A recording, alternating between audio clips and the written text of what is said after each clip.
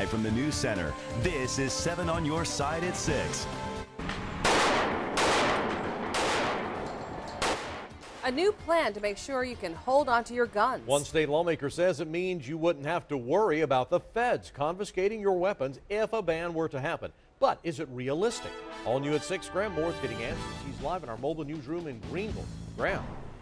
And Tom, it's one of those cases of state law versus federal law and which one trumps the other. There has been a lot of talk in Washington about banning assault weapons like this AR-15. And the folks here at the Sharpshooters Gun Club and Range in Greenville are afraid that's going to happen, which is why some state lawmakers are preparing for battle.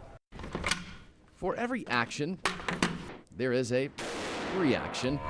And perhaps none brings out stronger resistance than talking about banning certain guns. Well, I've got a feeling they're trying to kill our whole Constitution is what they're doing. It's true, President Obama and many Democrats want a federal assault weapons ban, and it's got lots of gun owners angry.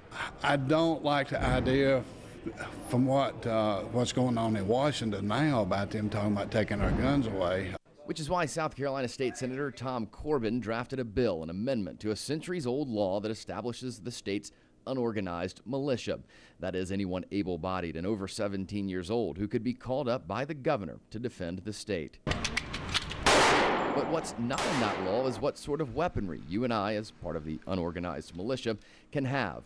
Corbin's proposal defines it and says the militia can have any gun, magazine, or bullet that's currently legal, including assault weapons.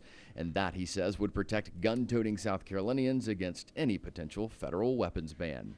It's unconstitutional for the federal government to disarm a militia, so one wouldn't expect them to do that. His idea is getting wide praise from gun owners. I think that's absolutely outstanding. I'm glad to see people standing up for our rights. But not so fast. If Congress were to ban assault weapons while South Carolina passed a law trying to protect them, it's Washington who would win, at least according to Greenville solicitor Walt Wilkins, who's a former U.S. prosecutor. The federal law is valid and can be prosecuted in federal courts by federal U.S. attorneys investigated by federal officers, regardless of what the state law says.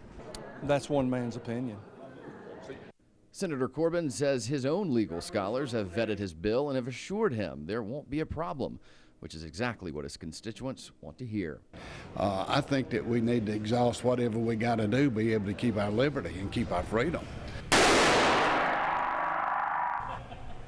Now, Corbin's proposal to protect weapons like these is doing quite well in Columbia. So far, it has passed through a Senate subcommittee, and it is very likely it will get a vote from the whole Senate within the next few weeks.